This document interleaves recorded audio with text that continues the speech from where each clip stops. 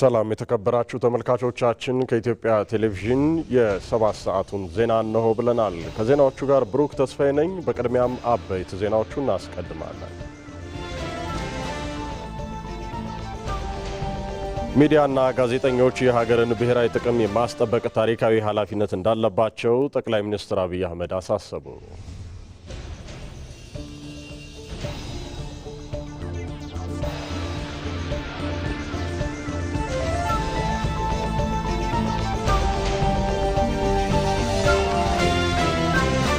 የአምራች ኢንዱስትሪዎችን አቅም ይበልጥ የሚያሳድጉ ጠንካራ ስራዎች እየተሰሩ ነው።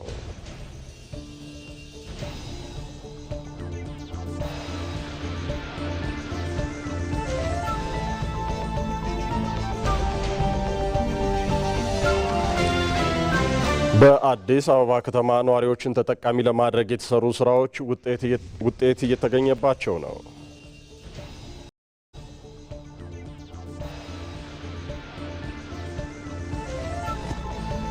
ከውጭ የኢራን ኢኮኖሚ የዩናይትድ ስቴትስን እግድ ለቀጣይ 4 ወራት ለመቋቋም የሚያስችል አቅም እንዳለው የአሜሪካው የስለላ ተቋም CIA አስታወቀ።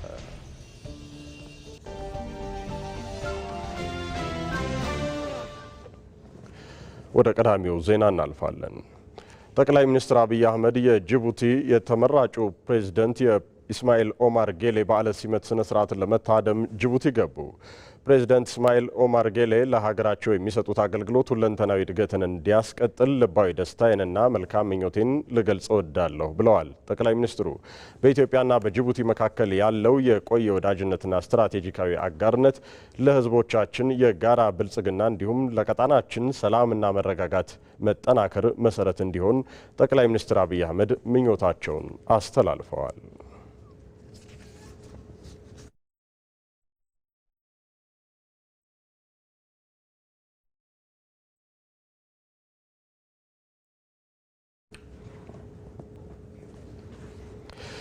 የአምራች ኢንዱስትሪዎችን አቅም ይበልጥ የሚያሳድጉ ጠንካራ ስራዎች እንደሚሰሩ ምክትል ጠቅላይ ሚኒስትር ተመስገን ጥሩነህ አረጋገጡ። ለ6 ቀናት ሲካሄድ የቆየው ኢትዮጵያ ታምርት ኤክስፖ ተጠናቋል። አሸናፊ እንዳለ ዝርዝሩን አሰናድቷል። የኢትዮጵያን የመቻል አቅሙን የሚያደርጉ በውድ ልጆቿ ብርቱ መዳፎች የተገኙ ውጤቶች በእርግጥም ኢትዮጵያ ማምረት ትችላለች የሚለውን አረጋግጠዋል። የዘመኑ ሉዓላዊነትን የሚያስጠብቁ ከጥገኝነት አላቀው በራስ አቅም ዘላቂ እድገት እንዲረጋገጥ የሚያግዙ ምርቶች ዛሬ በሀገር ቤት በሀገር ልጆች እየተሰሩ ነው። ኢትዮጵያ ታምርት ንቅናቄ ደግሞ የዚህ ስኬት የጀርባ አጥንት ሆኖ ያገለግላል። ይህ ውጤትና ስኬት የአንድ ጀንበር ስራ ሳይሆን በጠንካራ የሪፎርም ስራና ለዘርፉ በተሰጠ ልዩ ትኩረትና ዘርፉን በሚደግፍ ብሔራዊ ካውንስል በማቋቋም የተገኘ ነው። በእነዚህ ባሳለፍናቸው ዓመታት ለአምራች ኢንዱስትሪው ከፋይናንስና ከግብዓት አቅርቦት፣ ከመሰረተ ልማት ዝርጋታ፣ ከሎጂስቲክስ አገልግሎት፣ ከሰው ኃይል ልማትና ምቹ የቢዝነስ አካባቢን ከመፍጠር አንጻር በርካታ ቅንጅታዊ ስራዎች ተሰርተዋል። በኢትዮጵያ ታምርት ንቅናቄም ሆነ በካውንስሉ የተሰሩ ስራዎች አማካኝነት የአምራች ኢንዱስትሪዎችን የማምረት አቅም ለማሻሻል ተችሏል። ተኪ ምርቶችን በብዛትና በጥራት ለማምረት ተሞክሯል።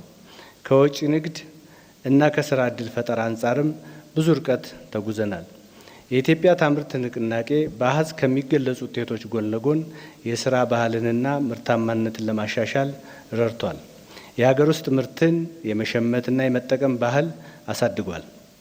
ከዚህ በተጨማሪ አምራች ኢንዱስትሪው ከራሱ ዘርፍ እድገት ባሻገር እንደ ግብርና፣ ኮንስትራክሽን፣ ቱሪዝምና ጤና ላሉ ሌሎች ኢኮኖሚያዊ እንዲሁም ማህበራዊ ዘርፎች መነቃቃት እያደረገ ያለው አስተዋጽኦ ከፍተኛ ነው። አምራች ኢንዱስትሪው ከዚህ በላይ እንዲያድግ የተጀመሩ ስራዎች ተጠናክረው እንደሚቀጥሉ ያረጋገጡት ምክትል ጠቅላይ ሚኒስትር ተመስገን ከአምራቾችም የተሻሉ ስራዎችን ይዞ መቅረብ እንደሚጠበቅ አሳስበዋል። አምራች ኢንዱስትሪው በምርት ጥራት በአይነትና በመጠን ተወዳዳሪ እንዲሆን እየሰራችሁ መሆኑን በዚህ ዓመት የተመለከትናቸው ምርቶች ይመሰክራሉ። በቀጣይ ዓመት ኤክስፖ ደግሞ ከዚህ የላቁ አዳዲስና የተሻሻሉ ምርቶችን ይዛችሁ እንደምትገኙ ባለሙሉ ተስፋ ነኝ። የኢትዮጵያ ታምርት ኤክስፖ የዘልማድ ስራ መሆን የለበትም። ዘንድሮ ኢትዮጵያ ምን ፈጠረች፣ ምን አዲስ ነገር አመጣች፣ ምን አሻሻለች እነማን ምን ሰሩ የሚለውን ለማየት በጉጉት የሚጠበቅ ኩነት መሆን ይገባዋል። ኤክስፖ በስኬት መጠናቀቁን የተናገሩት የኢንዱስትሪ ሚኒስትሩ መላኩ አለበል በበኩላቸው ከ350 በላይ ኢንዱስትሪዎች መሳተፋቸውን ገልጸው በርካታ የገበያ ትስስር መፈጠሩን አሳውቀዋል። ጀማሪ ኢንዱስትሪያሊስቶችን ለማበረታታት በክቡር ጠቅላይ ሚኒስትራችን ትዕዛዝ ስታርታፕ ድርጅቶችን ከመንግስት ተቋማት ጋር በማስተሳሰር ገበያ እንዲያገኙ እድል ተከፍቷል። 162154 ሰዎች ኤክስፖውን ጎብኝተውታል። 20 ስታርታፖች የፈጠራ ስራቸውን ለጉብኝት አቅርበዋል። አዳዲስ ፈጠራ የተጨመረባቸው የምርት ልማት ውድድሮች በ22 ኢንዱስትሪዎች ለእይታ ቀርበዋል። በምግብ ቅምሻ 10 ድርጅቶች ከተለያዩ ግብዓቶች ያመረቷቸውን ምርቶች በተሳታፊዎች አስመርጠዋል። ከ12000 በላይ የግብይት ትስስሮች ተፈጽመዋል። 16 በመንግስትና በኢንዱስትሪዎች መካከል የንግድ ስምምነት ሜሞራንደም ኦፍ አንደርስታንዲንግ ተፈርሟል። ይሄም በዋጋ ከ57 ቢሊዮን ብር በላይ ነው። እስካሁን ድረስ እንዲህ አይነት ስኬት አልነበረንም። እንኳን ደስ አላችሁ። በማጠናቀቂያ መርሃ ግብሩ ላይ በዘርፉ የተሻለ ውጤት ያስመዘገቡ ከፍተኛ የውጭ ምንዛሬን ያስገኙ ተቋማት የምስጋናና የእውቅና ሽልማት ተበርክቶላቸዋል። በበጀት ዓመቱ 9 ወራት የ4.8 ቢሊዮን ዶላር የኢንዱስትሪ ተኪ ምርት ማምረት ተችሏል። የኢትዮጵያ ታምርት አራተኛው ኤክስፖ የኢትዮጵያ ኢንዱስትሪዎች የእድገት ደረጃ የታየበት ነው። በአራተኛው ኢትዮጵያ ታምርት ኤክስፖ ለእይታ የቀረቡ የኢንዱስትሪ ምርቶችን ቅኝት አድርጎ ሪፖርተራችን ሳምሶን ገድሉ ተከታዩን ዘገባ አዘጋጅቷል። ኢትዮጵያም ባለብዙ ጸጋ ሀገር ሰርቶ አይደለም ሀገርን አህጉር የሚያጠግብ ወጣት የሰው ኃይል ባለቤት ሆና ያለፈው ዘመኗ በከንቱ የባከነባት ስለመሆኑም የኢትዮጵያ ታምርት ንቅናቄ ቃል አውጥቶ ይናገራል። 70% አርሶ አደር በቆሎ ሲፈለፍል በእጅ ጣቶቹ እየቆሰሉ እንደገና ያን ለመቅረፍ በትልቅ ዱላ ማዳበሪያ ውስጥ ሞልተው በቆሎን ይደበድቡታል። ሲደበድቡ በቆሎ አብዛኛው ዱቄት ይሆናል። ያንን ለማስቀረት ሲሉ በከፍቶች ነው የሚያስረግጡት። ይዘን የመጣነው በዋነኛነት የውሃ ጥራት መለኪያ ዲቫይስ ነች። በሀገራችን ላይ ለመጠጥ ውሃ የሚውሉ ውሃዎችን የኛ ትልቁ ፎከስ ዋነኛው ደግሞ ማይክሮባዮሎጂካል ቴስት ኢኮላይ የሚባል የሰው ጽዳጅ ጋር መቀላቀል አለመቀላቀሉ ቸክ የምናደርግባት ፉሊ ዲጂታል የሆነች ዲቫይስ ነው ይዘን የመጣ ነው። ትላንት ትኩረት የተነፈጉ የአምራች ዘርፉ ምሰሶዎች ዛሬ ሀገርን የውጭ ምንዛሬ መቀነቷ እንዳይፈታ ደጀን እየሆኑላት ነው። ኢትዮጵያ በማምረቷ በበጀት ዓመቱ 9 ወራት ከውጭ ታስገባ ለነበሩ ምርቶች ታወጣ የነበረውን ከ4.8 ቢሊዮን ዶላር በላይ አድና በኢትዮጵያ እየተመረተ በሚል አርማ ተክታለች። ኢትዮጵያ ታምርት የሚል ፖሊሲ ኢትዮጵያ ነው መንግስት ይዞ የሚራመድ አልነበረም። ኢትዮጵያ ውስጥ እኔ መዝጋት ደረጃ ላይ ደርሻለሁ። ምንድነው ስል ነው መዝጋት የሚባል ነገር የለም። ችግሮቹ አይደንቲፋይ ይደረጋሉ እና ችግሮቹ መቅረፍ አሁን የመንግስት ኃላፊነት ነው። ምንድነው ችግራቸው ተባለ። ይሄ ችግር አለበት። አምራች የት እንዳለና ከውጭ የሚመጣ የነበረውን እዚህ እንደሚመረት አይቶ ከዚህ ግዥ እንዲፈጽሙ እየተደረገ ነው። ቆንጆ ሀሳብ ነው ይሄ። ከትላልቆቹ አምራቾች ባሻገር እነዚህ ስታርታፖች በሚቀጥሉት ጊዜያት ልክ እንደ ትላልቆቹ አምራቾች ጭምር አዳዲስ የፈጠራ ውጤቶችን ይዘው እንደሚመጡ ጭምር የተናገሩበት ነው። ታዲያ ይህ በኢትዮጵያ አምራች ሴክተር ውስጥ ያለውን ትልቅ መነቃቃት የመጣውን ትልቅ አብዮት ጭምር የሚያመለክት ነው። እንግዲህ በዚህ ኤክስፖ ኢትዮጵያ ታምርት ትንሹ ቴክኖሎጂ ትንሹ ምርት የኔ ነው። ለሚቀጥለው ስመጣ ይችኛዋን ከፍ አድርጌ ማለት ነው ከፍ አድርጌ ከማኑዋል ወደ ዲጂታል ወደ በቀላሉ እንትን የሚልበትን የከፍ አድርጌ ለማምጣት አስቤያለሁ። ባህር ዳር ዩኒቨርሲቲ ላይ ብዙ ተማሪዎች እየገቡ የሚሰሩባቸው እዛ ኢንኩቤሽን ሴንተር አለን። ቢዝነስ ኢንኩቤሽን ኤንድ ቴክኖ ኢንተርፕረነርሺፕ ሴንተር የሚባል ቴክኖሎጂ ካምፓስ ላይ ማለት ነው። ተማሪዎች ሀሳባቸውን ይዘው እየገቡ ብዙ ስራዎች ይሰራሉ። ሀገራችን ላይ ችግሮችን ሶልቭ የሚያደርጉ ማለት ነው። እነሱ ልጆችም እኛን አይተው የእኛን ሰክሰስ በሚያዩበት ጊዜ ሆፕፉሊ ነገ ደግሞ መጥተው እነሱን ራሳቸውን በደንብ አስተዋውቀው ችግሮችን ሶልቭ የሚያደርጉ ነገሮችን ይዘው ይወጣሉ ብለን እናስባለን። አራተኛው የኢትዮጵያ ታምርት ኤክስፖ ለሚቀጥለው ዓመት ደግሞ በዚህ የተገኙ አምራቾች ከዚህ በላይ የበለጠ ምርትን አምርተው የኢትዮጵያን የማምረት አቅም በተሻለ ደረጃ ከፍ አድርገው ለሚቀጥለው ዓመት እንደሚመጡ ጭምር ቃል የገቡበት ነው። በዚህ መንገድ እንግዲህ አብቁታል። ለሚቀጥለው ዓመት ደግሞ ኢትዮጵያ ምን ይዛለን ትመጣለች? የከርሞ ሰው ይበለን። ያንን እናያለን። አራተኛው የኢትዮጵያ ታምርት ዓለም አቀፍ አውደ ርዕይ ዛሬ ተጠናቋል። ንቅናቄው የኢትዮጵያን የኢንዱስትሪ ዘርፍ በእጅጉ አሳድጎታል። የአምራች ዘርፉ ትንሣኤም እየመጣ ነው። በዘርፉ እየተመዘገቡ ያሉ ውጤቶችን ተከታዩ የሮዛ መኮንን ትንታኔ ያስመለክተናል። ኢትዮጵያ ዛሬ በታሪኳ አዲስና ብሩህ ምዕራፍ ላይ ትገኛለች። ከዘመናት የእርሻ ማሳዎች ትጋት ተሻግረን የኢንዱስትሪ ማሽኖች የታላላቅ ሽግግር ጉዞ ላይ መሆናችንን ይረዱት ይሆን?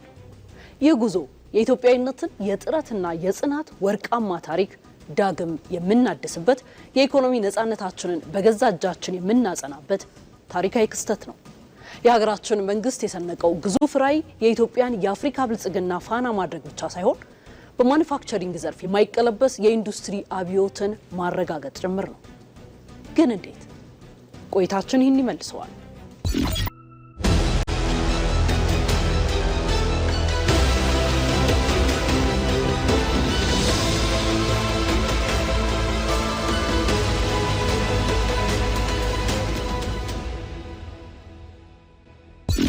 በኢትዮጵያ ታምርት ንቅናቄ የተለኮሰው የኢንዱስትሪ እሳት ከጭስ ማውጫዎችና ከምርት ውጤቶች በላይ የኢኮኖሚ ሉዓላዊነታችን መገለጫ ነው።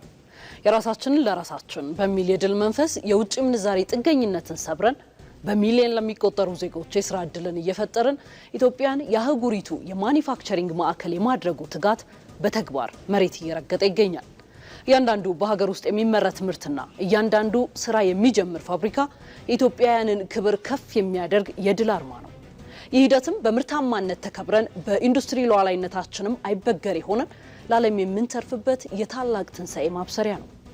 የሀገሪቱ የኢንዱስትሪ ፖሊሲ በአሁኑ ወቅት ኢትዮጵያ ታምርት በሚል ታላቅ ብሔራዊ ንቅናቄ የታጀበ ሲሆን የኢንዱስትሪ ሉዓላዊነትን የማረጋገጥ የውጭ ምንዛሬን የመታደግና ሰፊ የስራ ዕድል የመፍጠር ግዙፍ ራዕይን ሰንቋል። ከጥቂት ዓመታት በፊት የኮቪድ-19 ወረርሽኝ፣ የሰሜኑ ጦርነትና ዓለም አቀፍ ማዕቀቦች ኢንዱስትሪያችንን ፈትነውት እንደነበር ይታወሳል። ነገር ግን ኢትዮጵያ አልተንበረከከችም። በ2014 ዓ.ም የተለኮሰው የኢትዮጵያ ታምርት ንቅናቄ ዝገው የነበሩ ማሽኖችን ዳግም እንዲንቀሳቀሱ አደረገ። የኢትዮጵያ የኢንዱስትሪ ትንሣኤ በተጨባጭ ቁጥሮች ሲገለጽ እጅግ አስደናቂ ነው። ስራ አቁሞ የነበሩ 993 ግዙፍ ፋብሪካዎች ዛሬ ማሽኖቻቸው ዳግም ድምጽ ማሰማት ጀምረዋል። በዘርፉ የታየውን መነቃቃት ተከትሎም 325 አዳዲስ ግዙፍ ኢንዱስትሪዎችና ከ13000 በላይ ጥቃቅንና አነስተኛ ኢንተርፕራይዞች በልበ ሙሉነት ወደ ገበያው ገብተዋል። ምን አመጡ ካላችሁ የሀገሪቱን የማምረት አቅም ከነበረበት 46 በመቶ ወደ 66.3 በመቶ በማሳደግ የብልጽግና ጉዟችንን አፍጥነውታል። አጠቃላይ የገበያ ድርሻችንም 46 በመቶን ተሻግሯል። ጠቅላይ ሚኒስትር አብይ አህመድ የንቅናቄውን መንፈስ ሲገልጹት ኢትዮጵያ ታምርት ማለት ልጆቿን በስፋት ወደ ምርትና ጥራት ታስገባ ማለት ነው። ኮሮና ቢመጣ የማይሸሹ፣ አጓ ቢሰረዝ የማይሸሹ የኛ የሆኑ ሰዎችን ማበረታታት ነው የሚላሉ። የኢንዱስትሪ ፓርኮቻችን ዛሬ የውጭ ምንዛሬ ማግኛ ብቻ አይደሉም፣ የቴክኖሎጂ ሽግግርና የሉዓላዊነታችን ምሰሶዎችም ናቸው። በአሁኑ ወቅት የኢንዱስትሪ ፓርኮች ልማት ኮርፖሬሽን 13 ፓርኮችን ያስተዳድራል። ከነዚህ ውስጥ 11 ፓርኮች ወደ ልዩ የኢኮኖሚ ቀጠናነት ተሸጋግረዋል። በኢንዱስትሪ ፓርኮቻችን ውስጥ ከሚገኙ 177 የማምረቻ ሼዶች መካከል ከ90 በመቶ በላይ የሚሆኑት ለባለ ሀብቶች ተላልፈው ወደ ትግበራ ገብተዋል። ይህ ከዚህ ቀደም 36 ብቻ የነበረው የባለ ሀብቶች ቁጥር በአስደናቂ ሁኔታ ወደ 300 ከፍ እንዲልም ምክንያት ሆኗል። ሼድ ተረክበው እያመረቱ ካሉ ባለሀብቶች ውስጥ ከ60 በመቶ በላይ የሚሆኑት የሀገር ውስጥ ኢንዱስትሪያሊስቶች መሆናቸው ደግሞ ኢትዮጵያ የኢንዱስትሪ ሉዓላዊነትን በገዛ ልጆቿ ትከሻ ላይ ለማጽናት የያዘችውን ግዙፍ ብሔራዊ ግብ ማሳያ ነው። አሁን የኢንዱስትሪ ፓርኮች ብቻ አይደሉም አመላካቾቹ። ከማምረት አልፎ ግብይት መፈጸም የሚያስችል አቅም መፍጠርና ነፃ የንግድ ቀጠናዎች ይህን አቅም ይሰጡናል። የድሬዳዋ ነፃ ንግድ ቀጠናን እንደ ምሳሌ ብንወስድ በተመሰረተ በጥቂት ወራት ውስጥ ከ27 ሚሊዮን ዶላር በላይ ግብይት ተካሂዶበታል። ይህ ማለት ሎጂስቲክ እየተቀላጠፈ ንግድ እየተሳለጠ ነው ማለት ነው። የውጭ ምንዛሬ ጥገኝነትን ለመስበር የያዝነው ስትራቴጂ ፍሬም እያፈራ ነው። መንግስት በሀገር ውስጥ ሊተኩ የሚችሉ 96 ቁልፍ ምርቶችን ለይቶም እየሰራ ይገኛል። የውጭ ምንዛሬ ጥገኝነትን ለመስበር ተኪ ምርቶችን በሀገር ቤት ማምረት ትልቅ ለውጥ እያመጣም ነው። ባለፉት 9 ወራት ብቻ 4.9 ቢሊዮን ዶላር ማዳን ተችሏል። በተለይም በወታደራዊ አልባሳት፣ በብቅል ገብስ እንዲሁም በውሃ ቆጣሪዎች ምርት ላይ 100% ስኬት ተመዝግቦ ሙሉ በሙሉ ራሳችንን መቻላችን የኢትዮጵያን የኢንዱስትሪ ትንሳኤ በባዶ መፈክር ሳይሆን በተግባርና በላብ እየተገነባ መሆኑን የሚያበስር ደማቅ አርማ ነው። ኢንዱስትሪ ማለት ማሽን ብቻ አይደለም፣ የሰው ልጅ ህይወት ለውጥ እንጂ። በኢንዱስትሪ ፓርኮች ብቻ ከ100,000 በላይ ዜጎች ስራ አግኝተዋል።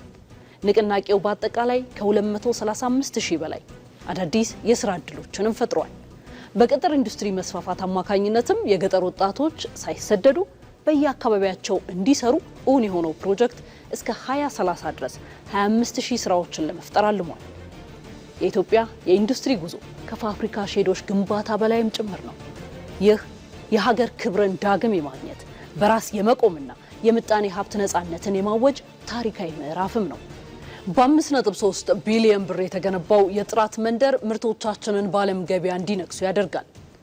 አሁን የምንገሰግሰው ወደ ኢንዱስትሪ 5.0 ነው። ቀድሞ የመገኘት ትሩፋትን መቋደሳችንም የማይቀር ነው። የሰው ልጅ እውቀትና ማሽኖች ጥበብ ተቀናጅተው ኢትዮጵያን የአፍሪካ የብልጽግና ፋና የሚያደርጉበት ዘመን ሩቅ አይደለም። ግባችን ፋብሪካ መገንባት ብቻ አይደለም። ግባችን ራሷን የምትመግብ ራሷን የምታለብስና ለዓለም የምትተርፍ ታላቅ ኢትዮጵያን መገንባት ነው። ኢትዮጵያ የጀመረችውን ሁለንተናዊ የብልጽግና ጉዞ ለማሳካት ሚዲያና ጋዜጠኞች የሀገርን ብሔራዊ ጥቅም የማስጠበቅና ገጽታን የመገንባት ታሪካዊ ኃላፊነት አለባቸው። ጋዜጠኞች የሙያዊ ነጻነታቸውንና ስነ ምግባራቸውን በጠበቀ መልኩ ለሀገር ሕልውና ቅድሚያ በመስጠት የሚሰሩት ዘገባ ለሀገር ግንባታው ዋነኛ ግብዓት ነው። በተለይም ሀገራዊ መግባባትን በመፍጠር ረገድ ከመገናኛ ብዙኃን የሚጠበቀው ወገንተኝነት ከግልና ከቡድን ፍላጎት ይልቅ የሀገርን ዘላቂ ጥቅም ማዕከል ያደረገ ሊሆን ይገባል። ዛህራ መሐመድ። ሚዲያ የሀገር አንድነት መጠበቂያ ጋሻ፣ የብሔራዊ ኩራት ማረፊያ ነው። የዜጎችን መተማመን የሚገነባውና የጋራ ራዕይን የሚሰንቀው ሚዲያ በሚዘራው ሀገራዊ መረጃ ነው። ነገር ግን ሚዲያ እንደ ታላቅ ኃይል ሳይታይና ሳይሰማ የሀገርን ምስል የመገንባትም ሆነ የማፍረስ ድብቅ አቅም አለው። በመሆኑም የሚዲያ ትልቁ ኃላፊነት እውነትን ለሀገር ሕልውና መከታ አድርጎ ማቅረብ ነው። ብሔራዊ ጥቅም በሚመለከት ሚዲያ ገር ኃይል ነው። ሚዲያ የሀገርን ኢሜጅ ይገነባል። ሚዲያ የሀገርን ቅርጽ ያሳያል። ለምሳሌ ስለ ሆሊውድ እያየን ስለ ቦሊውድ እያየን እኮ ነው ስደተኛውን የቀረ ነው። ብዙዎች እኮ ሆሊውድ እያዩ ነው ስደተኛ ሆነው ኤሌ ሲሄዱ ግን ያን ያጡት። ያ የሆነበት ምክንያት በሚዲያ በገር ኃይል በአእምሯቸው የተቀረጸው ጉዳይ የፈጠረባቸው ጫና ነው። አሁንም አለ ይሄ ጉዳይ። በልቶ ማደር ለኢትዮጵያውያን ኢሹ ስለሆነ ይሁነኝ ብለን የምንይዘው ጉዳይ መሆን አለበት። አዳጊ ሀገር ስለሆነ ብዙ ክፍተት አለ። እንዴት መፍጠር እንዳለብን ሚዲያው ካላሳየ የኛ ሚዲያ አይደለም ማለት ነው። ለአሜሪካ ሚዲያ ፈጠራ ኢሹ ላይሆን ይችላል፣ ለእኛ ግን ኢሹዋችን ነው። ለአሜሪካ ሚዲያ ንግድ ኢሹ ላይሆን ይችላል፣ ለእኛ ግን ኢሹዋችን ነው። ዛሬ በዲጂታል ዲፕሎማሲው ዓለም ሚዲያ የሀገርን እውነተኛ ማንነት ለዓለም የሚያሳይ ትልቁ መስኮት ነው። ከልማት ስኬቶቻችን እስከ ተፈጥሮ መስህቦቻችን፣ ከቱሪዝም እስከ ቀጥታ ኢንቨስትመንት የሚዘልቀው የሀገር ስም የሚገነባው በሚዲያ ብቃት ነው። በተለይም እንደ ባህር በር ያሉ ለድርድር የማይቀርቡ ብሔራዊ ጥቅሞች ላይ ዜጎች በአንድነት እንዲቆሙ የማድረግ ኃላፊነት ሚዲያው ላይ ወድቋል። የቀይ ባህር ጉዳይ እንዴት የኛ ሆነ፣ እንዴት ከኛ ሄደ ምርምር ይፈልጋል። እንዴት ማግኘት እንችላለን፣ እንዳናገኝ ምን ያክል ሰው ይፈልጋል፣ እንዴት አድርገን ነው የምናሳካው፣ ብዙ ስቃይ ይፈልጋል። አትሊስት ግን ኢትዮጵያውያን ያስፈልገናል ላይ መግባባት አለባቸው። በዚያ ምክንያት እኮ ነው መከራ የምናየው። ማዳበሪያ እኛና ኬንያ ገዝተን ኬንያ ናይሮቢ አድርሰው የሚሸጡበት ዋጋና እኛ ኢትዮጵያ የምናመጣበት ዋጋ አንድ ሊሆን አይችልም። ነዳጅ እኛና አንዱ ጎረቤት ሀገር ገዝቶ ሊሆን አይችልም። ፕራክቲካሊ እያየ ነው መከራው፣ ችግሩን እያየ ነው። ይሄ ጉዳይ እኮ ያስፈልጋል ብሎ ለማሰብ እንዴት ኢትዮጵያውያን ያውም ሚዲያ ላይ የምናወራ ሰዎች እንቸገራለን። ጋዜጠኝነት ከሀገር ጥቅም ተነጥሎ ሊታሰብ የሚችል አይደለም። ጋዜጠኛ ሀገር አልባ አይደለምና ለሀገር ሉዓላዊነት ያለ ጥርጥር መጽናት ከሚዲያዎች ይጠበቃል። ዜግነት የሌለው ጋዜጠኛ የለም። ለሰው ልጅ ደህንነት የማይገደው ጋዜጠኛ ሊኖር አይችልም። ያዳላል ማለት ነው። ሰው እንዳይሞት ካለ ያዳላል ማለት ነው። ሰው በልቶ ማደር አለበት፣ ልማት ያስፈልጋል ካለ የሆነ ፍላጎት አለው ማለት ነው። ለግል ጥቅሙ ግን ገለልተኛ መሆን አለበት። ባጭሩ ሚዲያ የሀገር መንፈስ ነው። ያ የሀገር መንፈስ ከተሰበረ አካሉ መድቀቁ አይቀርም። መንፈስ ሰባሪዎች አካል አድቃቂዎች እንደሆኑ አውቀው ካልተጠነቀቁ በስተቀር የልጆቻችን መሻት፣ የልጆቻችን ፍላጎት፣ የሀገራችን ፍላጎት ኮምፕሮማይዝ በሚያደርግ መንገድ በየለቱ ከሰራ ውሎ አድሮ ጥፋት ማስከተሉ አይቀርምና ለብሔራዊ ጥቅም የቀናንና የተጋን መሆን አለብን ብዬ አምናለሁ። ሚዲያ የሀገር መስታወት ሆኖ የብሔራዊ ጥቅም ዘብ መሆን ግድ ይለዋል። የሀገር መልክ በሚዲያ ይገለጣልና። ሚዲያዎች የብሔራዊ ጥቅም ማስከበሪያና የጋራ ማንነት መገንቢያ መሳሪያ መሆን ይገባቸዋል። ካለፉት ዓመታት የማንነት ግንባታ ስህተቶች በመማር ባልተረገጠነት በጸዳ መልኩ ሚዲያዎች ለብሔራዊ ጥቅም መጠናከርና ሕዝብን የማሰባሰብ ኃላፊነታቸውን መወጣት ይኖርባቸዋል። መሐመድ አልቃድር። የሚዲያ ሚና ወቅታዊ ሁነቶችን እንደ መስታወት ከማንጸባረቅ ባለፈ የሕዝብን አስተሳሰብና የሀገርን መጻኢ ዕድል እንደ ጠቢብ የመገንባት ድርሻም ያለው ነው። ሚዲያ ተገቢውን ሚና ካልተጫወተ ያንዱ ድል የሌላኛው መርዶ፣ ያንዱ ገድል ደግሞ የሌላኛው ውድቀት ተደርጎ መወሰዱም አይቀሬ ነው። ይህንን አዙሪት ሰብሮ ለመውጣት ኢትዮጵያውያን ሚዲያዎች የኢትዮጵያን ታሪክ እንደ ድርና ማግ የተሳሰረ መሆኑን የሚያሳይ የሀገራዊ ትርክት መጋቢ መሆን ይኖርባቸዋል። ጠቅላይ ሚኒስትር አብይ አህመድ የጋራ ማንነትን መገንባት የሚዲያዎች ኃላፊነት መሆኑን ወደኋላ 9 ዓመታትን ተመልሰው ሲያስታውሱ የጋራ ማንነት ግንባታ የቆዩ ችግሮችን እንደሚፈታ ደግሞም ብሔራዊ ጥቅምን ለማስከበርና ዋልታ ረገጥ አስተሳሰቦችንም ለማስወገድ እንደ መሳሪያ እንደሚያገለግል ነው። የመጀመሪያው ከአሚኮ ጋር የነበረኝ ቆይታ 9 ዓመት ገደማ ነው። ለምሳሌ የአማራና የኦሮሞ ሕዝብ ታሪክ የዛሬ 100 ዓመት አይጀምርም። 300 400 ዓመት ወራሩ ትሄድ ጎንደር ላይ ወሎ ላይ የጋራ ታሪክ አላቸው። በጋራ መንግስት መስርተዋል፣ በቋንቋ ተግባብተዋል፣ ተዋልደዋል። ሚዲያዎቻችን ግን ያ አብረው የነበሩበትን ጊዜ አይፈልጉትም። በሆነ ጊዜ የተጣሉበትን ጉዳይ ያነሳሉ። በሆነ ጊዜ ሰዎች አንድን ዘውግ አጉልቶ ሊሆን ይችላል። ያ እንደማይጠቅመን አየነው። አሁን ቆም ብለን ማሰብ ያለብን የተሰራውን ጀበና ብቻ ሳይሆን ጀበና የተሰራበትን ጭቃና አፈር በሚፈትሽ መንገድ ቢሆን ይበልጥ ለጉዟችን የተመቸ ነገር ይፈጥራል ብዬ አስባለሁ። ቢቀር ብዬ የማስበው ዋልታ ረገጥ በኢትዮጵያ የባለፉት 40-50 ዓመት የፖለቲካ ታሪክ ክርር ያሉ ሁሉ ተሰብረው አልቀዋል። በስተ ስልጣን ቢይዙም ባይዙም አክርሮ የተሳካለት የለም። ከዚያ ትምህርት መውሰድና ሚዛናዊ ወደ መሆን መምጣትን ሚዲያዎች ቢገሩ ቢመሩ ቢያስተምሩ መልካም ነው ብዬ አስባለሁ። በዘገባዎች ውስጥ የሚጠቀሱ ቃላት እንደ ጦር መሳሪያ የማውደም ኃይል አላቸው። በመሆኑም ሚዲያ እነርሱና እኛ የሚሉ የከፋፋይ ቃላትን ድምፅ በማዳከም ሁሉን አቃፊ የሆኑ ቃላትንና ምልክቶችን እንደ ጽንሰ ሐሳባዊ መሳሪያ ሊጠቀምባቸው ይገባል። ብዙዎች የሚያነሱት ነው። ብሔራዊ ጥቅሞችንና የጋራ እሴቶችን እንደ ማሰሪያ ገመድ በመጠቀም የሕዝቡን የልብ ትርታ በአንድነት ማስተሳሰርም ሚዲያዊ ኃላፊነት ነው። ከሰው ልጅ የተፈጥሮ ጅማሬ በእስልምናውና በክርስትናው የአዳምና የሐዋ ወይም የአዳምና የሐዋ ታሪክ የምታውቁት ጀምሮ ሰው ነፃነትን ማስተዳደር ይቸገራል። አርግ የተባለውን አያደርግም፣ አታድግ የተባለውን ያደርጋል። የሰው ባህሪ ነው። ሲያጣው በጣም ያዝናል፣ ይፈልገዋል፣ ሲያገኘው ያራክሰዋል። በሚዲያው ዘርፍ ሕግ ሲከፈት ለመስራት አስቻይ ጉዳይ ሲፈጠር ያንን ብቻ ተጠቅሞ በሕግና በስርዓት መስራት ልምምድ ላይ በጣም በርካታ ችግሮች አሉ። ተጨቆንኩ፣ መናገር አልቻልኩም የሚለው ሰው መናገር ሲጀምር የመጀመሪያ ስራው እንዳትናገር አንተን ማፈን፣ የእሱም መብት ማስከበር ሳይሆን አንተ መሸበብም ስራ አድርጎ ይነሳል። ያ እንዳይሆን ቢደረግ መልካም ይመስለኛል። በሚዲያው ዓለም እውነትን መናገር ማለት የቆሰሉ ልቦችን እንደማከም ነው። ሚዛናዊነት ደግሞ ለሁሉም እኩል ድምፅ መስጠት፣ ለሀገር ሰላምና ለጋራ ግንባታ የሚበጀውን እውነት የማስቀደሚያ መንገድ ናቸው። የጽንፈኝነትን ድምፆች ከመድረክ በማራቅ ምክንያታዊና መካከለኛውን መንገድ የሚከተሉ ምሁራንንና የሀገር ሽማግሌዎችን የውይይት ማዕከል በማድረግ ሚዲያ ለሀገር ብሔራዊ መግባባት ግንባር ቀደም አጋዥ መሆን ይኖርበታል። ይህ ደግሞ ወደ ራስ የመመለሻው ትክክለኛ መንገድ ነው። ከሚዲያ ጋር ተያይዞ የሌሎች አጀንዳ፣ የሌሎች ፍላጎት፣ የሌሎች ሐሳብ ልክ እንደ ወባ ትንኝ እያመጡ መርጨት፣ በእምነት በብሔር በሆኑ ጉዳዮች መርጨት እንደ ወባ ትንኝ እንኳን መገደል ባይኖርባቸው እንደ ወባ መከላከያ የሆነ ነገር አድርገን ልጆቻችንን ካልጠበቅን በስተቀር የተነደፈ ማህበረሰብ የሚፈጠረው። የኢትዮጵያ ሚዲያዎች ታሳቢ ማድረግ ያለባቸው ነገር የሚያድግ ሀገር ሚዲያዎች ናቸው። ወደኛ ኢሹ መመለስ አለበት። የሌላውን ኢሹ ስናሞቅ ሙቀት ስንፈጥር ብርሃን ሳናመጣ እንዳንቀር ማለት ነው።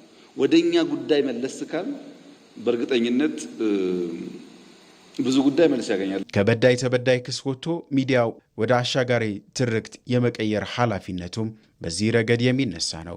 ሚዲያ የሀገርን ስንክሳር የሚተረክበት መድረክ ብቻ ሳይሆን የተሰበረው የሚጠገንበት የማህበራዊ ሕክምና ተቋም እንደመሆኑ ከጎጥ አጥር በመውጣት እኛ ወደሚል ሰፊ የሀገር ማማ ላይ ለመውጣት በእውቀት በበሳል ቃላትና በሀገራዊ ፍቅር ታጥቆ መነሳትም ይገባል።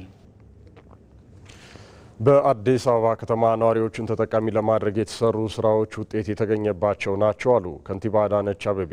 በከተማዋ የትራንስፖርት ዘርፍ ችግሮችን ለመፍታት በቀጣይ ዓመት 500 አዳዲስ የኤሌክትሪክ አውቶቡሶች ወደ አገልግሎት ይገባሉ። የአዲስ አበባ ከተማ ምክር ቤት ባካሄደው 5ኛ ዓመት የስራ ዘመን 3ኛ መደበኛ ጉባኤውም ተካሂዷል። ይመራደም ዝርዝሯል። የአዲስ አበባ ከተማ ምክር ቤት ባካሄደው 5ኛ ዓመት የሥራ ዘመን 3ኛ መደበኛ ጉባኤው በከተማዋ የነዋሪዎችን ሕይወት በቀጥታ የሚነኩ የማህበራዊና የኢኮኖሚያዊ ጉዳዮች በዋናነት አጀንዳ ሆነው ቀርበዋል። በምክር ቤቱ አባላት ተካሂዶ በነበረው የመራጭ ተመራጭ መድረክ ላይ ከህዝብ የተነሱ ጥያቄዎች በከንቲባ አዳነች አቤቤ ምላሽና ማብራሪያ እንዲሰጥባቸው ከቀረቡት መካከል የመኖሪያ ቤት ልማት አንዱ ነው። ረዥም ዓመታት በ20/80 እና በ40/60 የቤት ልማት መርሃ ግብር የቤት ባለቤት ለመሆን በተስፋ እየቆጠቡ ያሉ በርካታ ዜጎች መኖራቸው ይታወቃልና እነዚህን የህብረተሰብ ክፍሎች እና የመንግስት ሰራተኞች የቤት ባለቤት ለማድረግ የከተማ አስተዳደሩ ምን እየሰራ እንደሆነ ማብራሪያ ይሰጥበት። ቅድሚያ የምንሰጠው ለቆጣቢዎቹ ነው። ቆጣቢዎቹ የአሁኑ ዋጋ በሚመጥን መንገድ መቆጠብ እንዲችሉ የቤቶች ኮርፖሬሽን በየጊዜው እያሳሰበን ያለው ውይይቶችም ተደርገዋል። የዛሬ 15 ዓመትና 20 ዓመት በቆጠቡት ዋጋ ይህን ቤት ማቅረብ አይቻልም። ነገር ግን ደግሞ መክፈል የሚችሉት እንዲሆን ታስቦበታል ማለት ነው። በዚህ ብቻ ሳይሆን በተጨማሪ እየተሰራ ያለው በማህበርም ተደራጅተው እንዲሰሩ እድል ተሰጥቷል።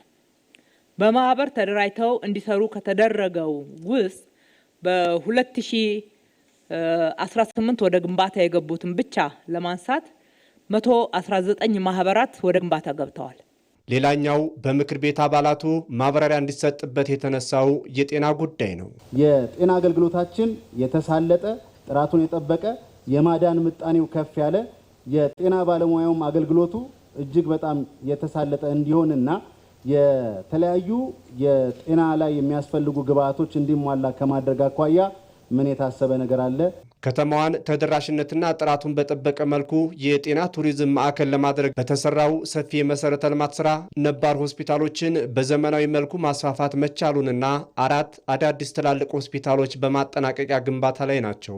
በመቶ ዓመታት ውስጥ እዚህ ከተማ ላይ የተሰሩ የጤና መሰረተ ልማቶችን በ2 እጥፍ አሳድገናል። እንደው ለማሳያ ያክል አበበች ጎበና ሆስፒታልን ገንብተን ለእናቶችና ህጻናት ብቻ አገልግሎት እንዲውል ጋንዲ ላይ ዘውዲቱ ላይ ያለውን እንግልት በከፍተኛ ሁኔታ ቀንሰነዋል። ወደ 400 አልጋዎች እጅግ ደረጃቸው በተሻሻለ በድሮ ቆጠራ ደረጃ ያልሆነ 400 አልጋዎች አሉት። ሁለተኛ አሁን ኮልፌ ቤተል መንዲዳ ነው። አሁን ዘመናዊ መሳሪያዎች እያስገባን ነው። በዚሁ በግንቦት ወር ወደ ስራ እናስገባዋለን። 500 አልጋዎች አሉት። ሶስተኛ የላፍቶ ነው። መስታወት ፋብሪካ አካባቢ ተገነባ ያለው ልክ እንደ ቤቴል እንደ ኮልፌው ተጠናቋል። አሁን ዘመናዊ ሕክምና መሳሪያዎችንና የሰው ኃይል የማደራጀት ስራ ላይ ነው። ምናልባት ከ1 ወር በላይ የማይወስድ ወደ ስራ የሚገባ ነው። 500 አልጋዎች። አራተኛው የገላን ትራውማ ሴንተር ነው ወይም ደግሞ ድንገተኛ ሕክምና ሆስፒታል ነው። እሱ ወደሚቀጥለው በጀት ዓመት መሸጋገሩ አይቀርም። ግንባታው እየተጠናቀቀ ነው ያለው። በከተማው የትራንስፖርት ዘርፉም የምክር ቤት አባላት ላቀረቡት ጥያቄ ከንቲባ አዳነች አቤቤ ማብራሪያ ሰጥተዋል። ተጨማሪ አውቶቡሶች ቢጨመርልን የሚል ተደጋጋሚ ስለሆነና ህዝቡን ወርደን በምናነጋግርበት ጊዜ ተደጋግሞ ስለተጠየቀ ትኩረት ብሰጥና ብጠይቅ ብዬ ለምክር ቤት አቀርባለሁ። የሰሞኑ አይነት ጫናዎች ሲፈጠሩ በየመስሪያ ቤቶቻችን ያሉ ሚኒባሶችን አውጥተን ለህዝብ አገልግሎት ነው ያልነው። ለህዝብ አገልግሎት በጣም በጧት ለመንግስት ቤት አገልግሎት ከሰጡ በኋላ ሙሉ ቀን ወጥተው እስከዛሬም እያገለገሉ ናቸው። የኤሌክትሪክ ሚኒባሶቹ ወጥተው ለህብረተሰብ እንዲያገለግሉ በማድረግ በተለያየ መንገድ የህዝቡ ህመም ያመናል፣ ይሰማናል። ይህን ደግሞ በተግባር ከሚወሰደው እርምጃ ማየት ትችላላችሁ ማለት ነው። 500 የኤሌክትሪክ ባሶች በሚቀጥለው አመት ይገባሉ። 500 የኤሌክትሪክ ባሶች ማለት ትልቅ ኢንቨስትመንት፣ ሂውጅ ኢንቨስትመንት።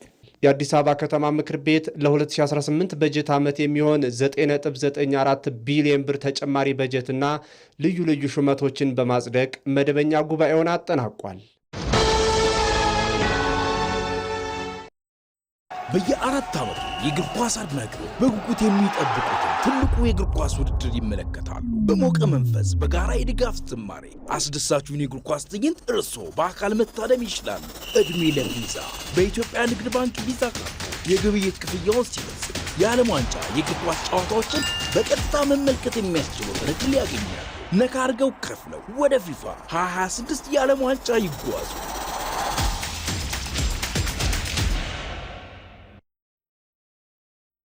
ተመልካቾቻችን ከጧት ጀምሮ ሲያስቡበት እንደቆየው ተሳክቶለት ከቢሮ ሾልኮ ቢወጣ ይመስላል። የሁሉም ተመልካችና ደጋፊ ጥያቄ ነው። አዎ እያታለለ ነው። የሚወጣ ይመስላል። እያታለለ ነው። አይደለም አለቃው ወጥታለች። ምትይዘው ይመስላል። ያመለጠ ይመስላል። አሁንም እያታለለ ነው። እንደፈራ ነው። በሩ ጋር ሲደርስ ተያዘ። ይሄ ማስጠንቀቂያ የሚያሰጠው ይመስላል። ቢጫ ካርድ ዕቃ ልግዛ በሚል ተልካሻ ምክንያት ከስራው ሊወጣ የነበረው የቢሮ ሰው ቢጫ ካርድ አይቷል። ቢጫ ካርድ። እሱስ ምን አስወጣው? እዛው ቢሮ እንዳለ አያስብ ነበር።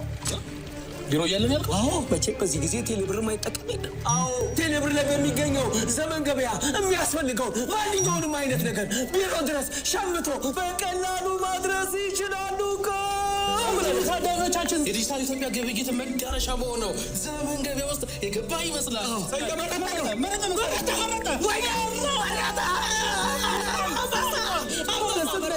ይሄንን ቀሚስ ባይገዛ ኖሮ አልቆለት ነበር። የቅድሙ ማስጠንቀቂያ ትምህርት የሆነ ይመስለኛል። ደረሰ። ተመልካቾቻችን ቀሚሱ ቢሮ ደረሰ። ከተባለ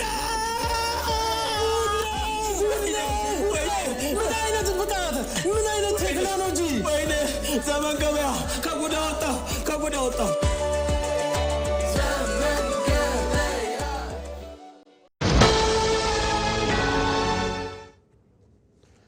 ተመልሰናል ተመልካቾቻችን። የአፍሪካ የማህበራዊ ሚዲያ ተጽዕኖ ፈጣሪዎች ጉባኤን ለመሳተፍ ኢትዮጵያ የገቡ የይዘት ምንጮች በአዲስ አበባ ለውጥ ተደንቀዋል። ተጽዕኖ ፈጣሪዎቹ የአህጉሪቷን ትክክለኛ ገጽታ ለዓለም በማስተዋወቅ ረገድ አምባሳደር ሆነው እያገለገሉም ይገኛሉ። ቶማስ ኃይሉ ዝርዝሩን አሰናድተዋል። እነዚህ ለመጀመሪያ ጊዜ በኢትዮጵያ የሚካሄደውን የማህበራዊ ሚዲያ ጉባኤ ለመሳተፍ አዲስ አበባ የገቡ የይዘታ ምንጮች ናቸው። ከ30 የአፍሪካ ሀገራት የተውጣጡ 60 የሚሆኑት ይዘታ ምንጮቹም ከ320 ሚሊዮን በላይ የማህበራዊ ሚዲያ ተከታዮች ያላቸው ናቸው። ከጉባኤው ጎን ለጎን ግን በአዲስ አበባ የተለያዩ ቦታዎች ላይ እየተዘዋወሩ ጉብኝት አካሂደዋል። በዚህም በአዲስ አበባ ከተማ ለውጥ በእጅጉ ስለመደመማቸው ገልጸዋል። አዲስ አበባ ሁለተኛ ቤቴ ናት። አሁንም ስመጣ ሁለተኛ ጊዜ ነው። አዲስ አበባ ዱባይን ሆናለች። ለምን ዱባይን እንጎበኛለን? እንዳልኩት ሁሉም ንጹህ ነው። አፍሪካን እንደሚያስቧት ሜዳና ያልሰለጠነች አይደለችም። ኢትዮጵያኑ፣ አዲስ አበባኑ፣ አየሩ ራሱ ተስማሚ ነው።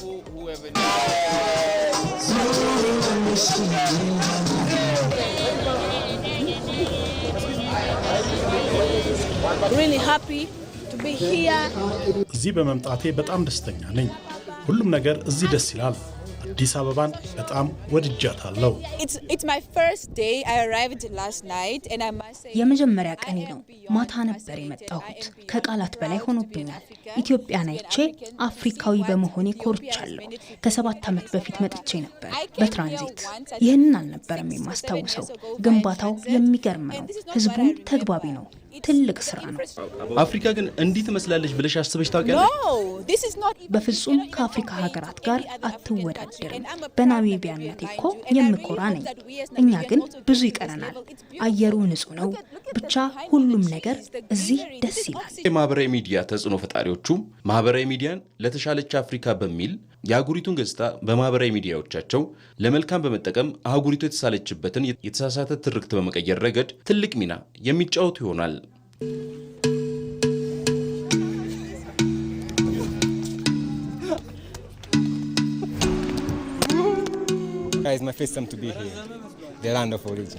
እዚህ ስመጣ ለመጀመሪያ ጊዜ ነው። በምድረ ቀደምቷ ምድር በመገኘቴ ደስተኛ ነኝ። ዳንሱንም ወድጄዋለሁ። አዲስ አበባ አስደናቂ ናት። በእውነት ወድጃታለሁ። ኢትዮጵያ በአፍሪካ ምርጧ ሀገር ናት።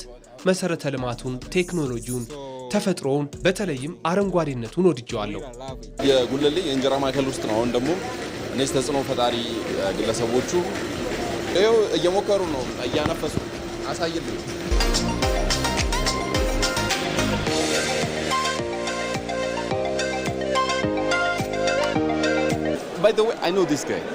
በነገራችን ላይ ይህን ሰው አውቀዋለሁ። ተጽዕኖ ፈጣሪ ነው። ደግሞም በዳንሱም ይታወቃል። ትደንሳለህ አይደል? አዎ እደንሳለሁ። ሰዎችን አቅፋለሁ፣ እረዳለሁም። ከማሊ ነው የመጣሁት። ጀርመን ነው የምኖረው። ዳቡ ደግሞ ስሜ ነው። አሁን 3ኛ ጊዜ ነው ስመጣ። አዳማና ቢሾፍቱን ማውቃለሁ። ኢትዮጵያ በጣም ምርጥ ሀገር ናት። ግን በአውሮፓ ቴሌቪዥኖች በመጥፎ ነው የተሳለችው።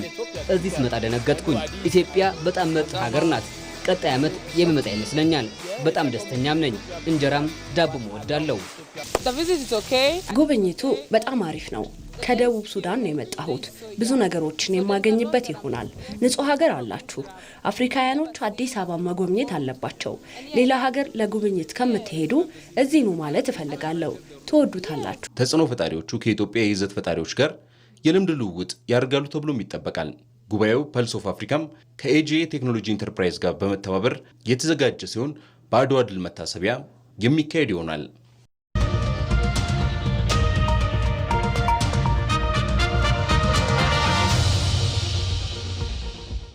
ምርጫን ወደ ተመለከቱ ጉዳያችን እናልፋለን።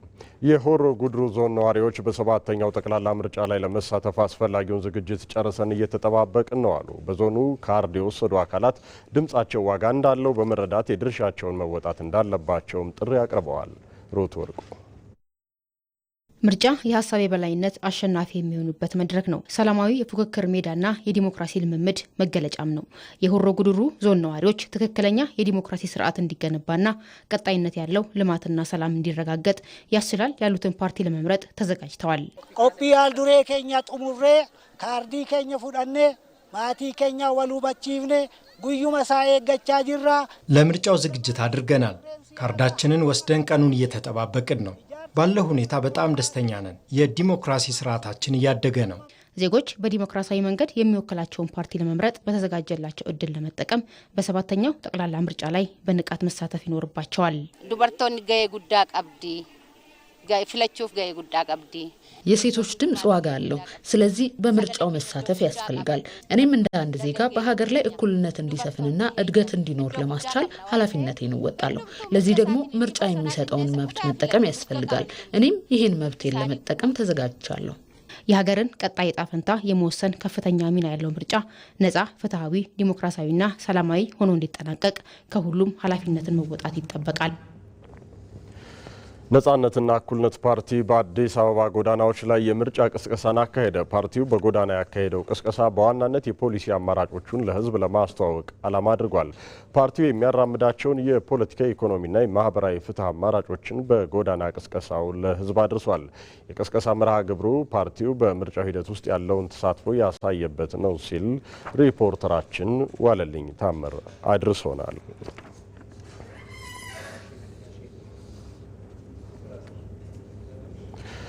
የአማራ ብሔራዊ ንቅናቄ አብን በሰባተኛው ጠቅላላ ምርጫና በወቅታዊ ሀገራዊ ሁኔታ ላይ ከፓርቲው እጩ ተወካዮችና ከማዕከላዊ ኮሚቴ አባላት ጋር መከረ። የአብን ሊቀመንበር ዶክተር በለጠ ሞላ ፓርቲያቸው ባለፉት ዓመታት በሀገራዊ ፖለቲካዊ ጉዳዮች ላይ የራሱን አስተዋጽኦ እያሳረፈ መሆኑን ጠቅሰው ፓርቲው ቀጣይ በሚኖረው ስራ ላይ አቅጣጫ ለማስቀመጥ የድርጅት ምክክር እያደረገ ስለመሆኑ ተናግረዋል። አሁን ላይ ወቅታዊ ሀገራዊና ቀጠናዊ ጉዳዮች በጥልቀት ሊታዩ የሚገባቸው መሆኑን አንስተው ፓርቲው በዚህ ረገድ በጥልቅ እየተወያየ መሆኑን አመላክተዋል። ፓርቲያቸው ሰባተኛው ጠቅላላ ምርጫ በሰላማዊ መንገድ እንዲከናወን እየሰራ ስለመሆኑም ተናግረዋል። ከፓርቲው እጩ ተወካዮች ጋር እስካሁን የምርጫ ሂደትና የቀጣይ ትኩረት አቅጣጫዎች ላይ እየመከረ ነው ብለዋል። አብን የትኛውም ልዩነት በውይይት ብቻ መፈታት እንዳለበት ያምናል ያሉት ዶክተር በለጠ ሞላ ሁሉም አካላት በሰላም በመስራት ምርጫው በሰላማዊ መንገድ እንዲጠናቀቅ ሊሰሩ ይገባል ብለዋል።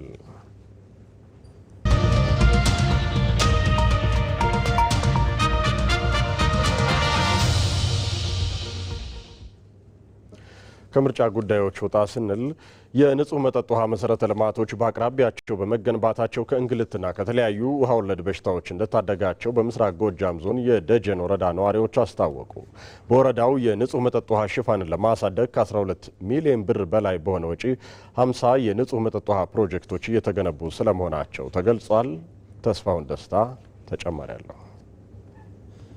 ወይዘሮ ዘውዴ ድረስና ታገይ ቢተው በምስራቅ ጎጃም ዞን በደጀን ወረዳ የየትኖራ ቀበሌ ነዋሪ ናቸው። ነዋሪዎቹ እንደሚሉት ከዚህ ቀደም ወራጅ ወንዝና የምንጭ ውሃ ለመቅዳት ረጅም መንገድ ይሄዱ እንደነበር አስታውሰው አሁን ላይ ግን በአቅራቢያቸው የንጹህ መጠጥ ውሃ ተገንብቶ ለአገልግሎት መዋሉ ከእንግልትና ከተለያዩ ውሃ ወለድ በሽታዎች እንደታደጋቸው ይናገራሉ። ይኸው በፊት ላይ ህብረተሰባችን ከኔ ጀምሮ ብዙ ስቃይ እንደነበረ አውቃለሁ። በእጨት ድረስ ራሱ እየተጓዝን የምንቀዳበት ጊዜ ሁላ ነበር። አሁን ግን ስልጣኔው እየተሻሻለ ሲመጣ በየደጃችን እየተበጃ አሁን ያው ጉልበታችን ትንሽ አርፎ አድሯል ማለት ይቻላል። የምንጭ ውሃ የወንዝ ውሃ ነው ምናምን ጠጣይ ነበር። አሁን ያው ይሄ ስለመጣልን ያው የተጣራ ውሃ በየአካባቢያችን እየጠጣን ነው። የደጀን ወረዳ ምክትል ዋና አስተዳዳሪ አቶ ዘለቀ ደምሰው በበኩላቸው በወረዳው የንጹህ መጠጥ ውሃ ተደራሽ ለማድረግ ከረጂ ድርጅቶችና ከሌሎች ባለድርሻ አካላት ጋር በመተባበር በርካታ ስራዎች እየተሰሩ ስለመሆናቸው ይገልጻሉ። የንጹህ መጠጥ ውሃ እንደ ወረዳ ልዩ ትኩረት ሰጠን የሰራ ነው።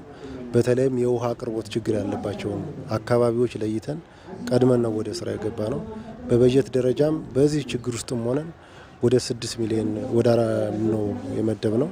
ይህንን ብርም በአግባቡ እንዲውል ቀድመን ወደ ስራ ነው የገባ ነው። ስለዚህ አሁን ባለበት ሁኔታ ላይ ኦልሬዲ የተሻለ አፈጻጸም የተሻለ ስራ ነው እየተሰራ ያለ ማለት ነው። በዚህ በጀት ዓመትም 50 የንጹህ መጠጥ ውሃ ተቋማት እየተገነቡ መሆኑን ተናግረዋል።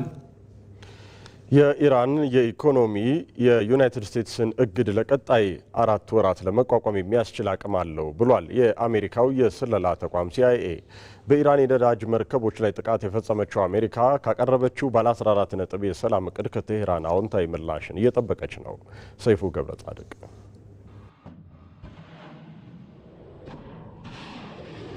የሆርሙዙ ሰርጥ ቀውስ ከተቀሰቀሰ ከ2 ወራት በላይ ሆኖታል። ኢራን ታላላቆቹ ጠላቶቼ በምትላቸው በዩናይትድ ስቴትስና እስራኤል የተፈጸመባትን መጠነ ሰፊ መብረቃዊ ጥቃት ተከትሎ ወደ እስራኤልና አሜሪካ ብቻ ሳይሆን አስጠቂዎችና ተላላኪዎች ባለቻቸው የባህረ ሰላጤው ሀገራት ጭምር ላይ ነው አጸፋዊ እርምጃ ስትወስድ የቆየችው። በዓለም አቀፉ ንግድ በተለይም በኃይል አቅርቦቱ ላይ ሁነኛ ሚና ያለውን የሆርሙዝ ሰርጥን በመስጋት ጭምር አይበገሬነቷን ለዋሽንግተንና ቴልአቪቭ ብቻ ሳይሆን ለዓለም አቀፉ ማህበረሰብም አሳይታለች። በተደጋጋሚ ሰርጡን እንድትከፍትና መዘጋቱን ተከትሎ ነዳጅን ጨምሮ በተለያዩ ምርቶች ላይ የተከሰተው ዋጋ እንዲረግብ ከየአቅጣጫው ለቀረበላት ተማጽኖ ምላሽ ሳትሰጥ ነበር። አሜሪካ ደግሞ ከሚያዝያ 5 ጀምሮ የኢራንን ወደብ ወደ መዝጋት ያመራችው። የተኩስ አቁም ስምምነቱ ተስፋ ሰጪ ቢመስልም ሰሞነኛው ከቃላት ንትርክ ባለፈ የአገራቱ ወደ ተኩስ ልውውጥ መመለስ ግን ሌላው ቀውስና ስጋትን በሰርጡ ላይ ደቅኗል። አውዳሚ የሆነውና በቀጥታ የጦርነቱን ሚሳኤል እያስተናገዱ ያሉትን ብቻ ሳይሆን በምጣኔ ሀብት ድቀት እየተደቆሱ ላሉት የሰርጡ ትሩፋት ተቋዳሾች ጦርነቱ ዘርፈ ብዙ ምስቅልቅል መዘዞችን ይዞ ነው የመጣው። ጦርነቱን ለማቆም ዋሽንግተንና ቴህራን በተዘዋዋሪ ምክክር ላይ ባሉበት ወቅት ነው አሜሪካ በኢራን ነዳጅ ጫኝ መርከቦች ላይ ጥቃት የፈጸመችው። የፕሬዝዳንት ዶናልድ ትራምፕ አስተዳደር ለጥቃቱ የተጣለውን እገዳ በመጣስ መርከቦቹ ለማለፍ በመሞከራቸው ነው የሚል አመክንዮ አቅርቧል። በዩናይትድ ስቴትሱ የእንቅስቃሴ እገዳ ሳቢያም ከኢራን ወደብ የሚነሱና ወደ ወደቡ የሚያመሩ ከ70 በላይ የነዳጅ ጫኝ መርከቦች ናቸው የጉዞ ክልከላ ተጥሎባቸው ባሉበት እንዲቆዩ የተገደዱት። ለዚህ ተንኳሽ የአሜሪካ ተግባር ኢራን በኦማን ሰርጥ ተመሳሳይ ተግባር በመፈጸም አጸፋ ለመመለስ ሞክራለች። ቢቢሲ ይዞት በወጣው ዘገባ በአሜሪካ የጉዞ እገዳ የተጣለባቸው መርከቦች የጫኑት ከ166 ሚሊዮን በርሜል በላይ ነዳጅ ሲሆን የዋጋ ተመኑ ደግሞ ከ13 ቢሊዮን የአሜሪካን ዶላር ይልቃል። በዚህ እገዳ ፈርጣማ ክንዷን እያሳየች ያለችው ዋሽንግተን በሌላ በኩል ደግሞ ባለ 14 ነጥብ የስምምነት ዕቅድ በማዘጋጀት ወደ ቴህራን ልካለች። በዚህ ዙሪያ ከጋዜጠኞች ጥያቄ ቀረበላቸው የዩናይትድ ስቴትሱ ፕሬዝዳንት ዶናልድ ትራምፕ የባላንጣቸውን ኢራንን ምላሽ እየተጠባበቁ ስለመሆናቸው ሲናገሩ፣ የውጭ ጉዳይ ሚኒስትራቸው ማርክ ሩቢዮ ደግሞ በጣሊያኑ ቆይታቸው እንዳለቃቸው ተስፋ ሰጪ ምላሽ እየጠበቅን ነው ብለዋል። ባለ 14 ነጥቡ የስምምነት ዕቅድ የኒውክሌር ጦር መሳሪያ የሆነውን ዩራኒየም ከማበልጸግ ተግባር ኢራንን የሚገታ ሲሆን ስለቀረበላት ስምምነት ግን ኢራን እስካሁን ቁርጥ ያለ ምላሽ አልሰጠችም። የኢራኑ የውጭ ጉዳይ ሚኒስትር መስሪያ ቤት ቃል አቀባይ ኢስማኤል ባሃጋሪ ጉዳዩን እያጠና ነው ሲሉ ተደምጠዋል። ከአልጀዚራ ጋር በነበራቸው ቆይታ ለትራምፕ የተኩስ አቁም ተስፋ ግን የኢራኑ የውጭ ጉዳይ ሚኒስትር አባስ አራግቺ ቦታ የሰጡት አይመስልም። አሜሪካ ለመፍትሄ ቦታ ከመስጠት ይልቅ ወታደራዊ ጀብደኝነት ነው እያሳየች ያለችው ብለዋል። ዩናይትድ ስቴትስ በመረጠችው መንገድ ብትጓዝም ኢራን እስካሁን በአሜሪካ በጦርነት ተሞክረውና ተፈትነው እንደተንበረከኩት ሀገር አይደለችም ያሉት ሚኒስትሩ ሕዝቦቿን ከጥቃት የምትመክትበት ከበቂ በላይ የሆነ የሚሳኤል ክምችት እንዳላት ወዳጅም ጠላትም ማወቅ አለበት ሲሉም ተደምጠዋል። ፈረንሳይ የጦር አውሮፕላን ተሸካሚ መርከቧን ወደ አካባቢው መላኳም እንደ ተጨማሪ ችግር የሚያዩት በርካቶች ናቸው። አሜሪካና ኢራን ተባብረው ቢዘምቱባትም እንዳሰቡት ግን እስካሁን ኢራንን ሊያንበረክኳት አልቻሉም። አሜሪካና አጋሮቿ ሆርሙዝን አልከፍትም ያለችውን ኢራንን ለማንበርከክ አንደኛው አማራጭ ያደረጉት ማዕቀብ መጣልን ሲሆን ለዚህም የተባበሩት መንግስታት ድርጅት ተባባሪ እንዲሆንና እርምጃ እንዲወስድ ለጸጥታው ምክር ቤት የውሳኔ ሀሳብ አቅርበዋል። በጉዳዩ ላይ ምክር ቤቱ በቀጣይ ቀናት ድምፅ ይሰጥበታል ተብሎ ቢጠበቅም ባለፈው ወር በተመሳሳይ የቀረበውን የማዕቀብ ጥያቄ ውድቅ ያደረጉት ሩሲያና ቻይና ያለፈውን አቋም ይደግሙታል ተብሎ ስለሚጠበቅ ነገርየው ላይ ተስፋ ያለው አይመስልም። የዩናይትድ ስቴትሱ የስለላ ተቋም ሲአይኤ ይፋ ያደረገው መረጃ የሚያመላክተው ደግሞ አሁን ባለችበት ከበባና አጣብቅኝ ውስጥ ሆና እንኳን ኢራን ኢኮኖሚዋ ቀጣዮቹን 4 ወራት የመቋቋም አቅም እንዳለው ነው። ያን ሁሉ ድብደባ ተቋቁማ እስካሁንም ወደ ተንበርካኪነት ያልተሸጋገረችው የኢራን ውጭ ጉዳይ ሚኒስትር የአሜሪካ ጥቃት የጸባጫነት ተግባር ባሉት መግለጫቸው አንድ የመርከብ ሰራተኛ ስለመሞቱ፣ 10 ስለመቁሰላቸውና 4 ደግሞ ስለደረሱበት አለመታወቁ በሰጡት መግለጫ ዩናይትድ ስቴትስን አውግዘዋል። አሜሪካዊው አቻቸው ማርክ ሩቢዮ ደግሞ በጣሊያን ቆይታቸው ከጠቅላይ ሚኒስትር ከጆርጂያ ሜሎኒ ጋር ባደረጉት ውይይት እናንተና ሌሎች አጋሮቻችን ለምን በሰርጡ ጦርነት ከጎናችን አልቆማችሁም በሚል ላቀረቡት ጥያቄም ሁነኛ ምላሽ አላገኙም። በዲፕሎማሲው ምህዋር ላይታች እያለች ያለችው አሜሪካ እየተዋጋቻት ካለችው ኢራን ጋር በጦር መሳሪያ አቅርቦት ውስጥ ግንኙነት አላቸው ባለቻቸው 10 የቻይናና የሆንግ ኮንግ ኩባንያዎችና ግለሰቦች ላይ ማዕቀቦችን ጥላለች። ክቡራን ተመልካቾቻችን ከኢትዮጵያ ብሮድካስቲንግ ኮርፖሬሽን የቀን 7 ሰዓት ዜናችንን ይህን ይመስል ነበር። ብሩክ ተስፋዬ ዜናዎቹን እየመራሁ ከእናንተ ጋር ቆይታ አደረግኩ። በያላችሁበት ውብ ቀን እንዲሆን እመኛለሁኝ። ስፖርት ሰዓቱን ጠብቆ ወደ እናንተ ይደርሳል።